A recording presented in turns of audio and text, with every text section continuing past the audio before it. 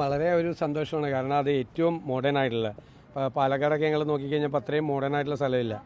അങ്ങനെയാണ് എറണാകുളത്ത് നമ്മൾ അമൃത ഹോസ്പിറ്റലിൽ കൊണ്ടുവന്ന് അത് കാണിച്ച് ഏറ്റവും നല്ല രീതിയിൽ ഇത് ചെയ്യുന്ന ഒരു ഇൻസ്റ്റിറ്റ്യൂട്ടിലാണ്. ഞാനിവിടെ വേറൊരാൾക്ക് കാല് വെച്ച് കൊടുത്തിട്ടുണ്ട്. അപ്പോൾ അത് നന്നായി പോകുന്നുണ്ട്. നേരത്തെ 2 വർഷം മുമ്പാണ്.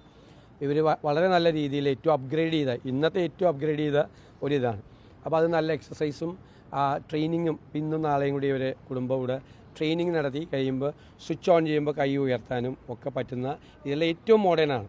ഇതിങ്ങനെ നമ്മൾ ഈ ടെലിഫോണിൽ മാറ്റം ഉണ്ടാകുന്നത് പോലെ നമ്മുടെ മൊബൈൽ ഫോണിൽ മാറ്റം ഉണ്ടാകുന്നത് പോലെ ഇത് അപ്ഗ്രേഡ് ചെയ്യപ്പെട്ടുകൊണ്ടിരിക്കും.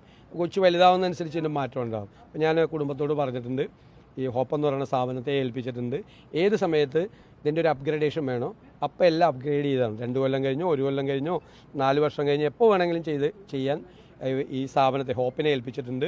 കുടുംബത്തോടും പറഞ്ഞിട്ടുണ്ട്, എപ്പോൾ വേണമെങ്കിലും നമുക്ക് ചെയ്തു കൊടുക്കാം. കുഞ്ഞല്ലേ, അത് വളരെ സന്തോഷത്തോടുകൂടി ആത്മവിശ്വാസത്തോടെ അത് ഭയങ്കര സന്തോഷമായി തീർച്ചയായിട്ടും. കാരണം ഇതിൽ നിന്ന് തിരിച്ചു വരുമ്പോൾ എൻ്റെ കൈ അവിടെ അമ്മയെന്ന് ചോദിച്ചൊരു കൊച്ചിൻ്റെ ചോദ്യമുണ്ട്. അതിൽ നമ്മളെല്ലാം തകർന്നു പോകും. ആ ചോദ്യത്തിനുള്ള നമ്മളെ കൊണ്ട് ചെയ്യാവുന്ന ഒരു ഉത്തരം അത്രയേ ഉള്ളൂ. ഞാൻ അതിനെക്കുറിച്ചൊന്നും പറയുന്നില്ല. അവരത് ചെയ്യണമായിരുന്നു. കാരണം ഒരു ഗവൺമെൻറ് ആശുപത്രിയിൽ ഒരു പിഴവുണ്ടായി കഴിയുമ്പോൾ ആ പിഴവ് പരിഹരിക്കാൻ വേണ്ടിയിട്ട് പിഴവ് പറ്റി, കൊച്ചിനാണ് പറ്റിയത്. നമ്മൾ ആ പിഴവ് പരിഹരിക്കാൻ ഏത് അറ്റം വരെ പോകണമെന്ന് വെച്ചാൽ ആ അറ്റം വരെ പോയി ചെയ്യുക. ഗവൺമെൻറ് ചെയ്യാൻ പറ്റുമല്ലോ. ഇപ്പം ഞാൻ വിചാരിച്ചൊരു വ്യക്തി ഞാനിത് ചെയ്യാമെന്ന് പറഞ്ഞപ്പോൾ എത്രയോ പേരാണ് എന്നെ വിളിച്ചത്.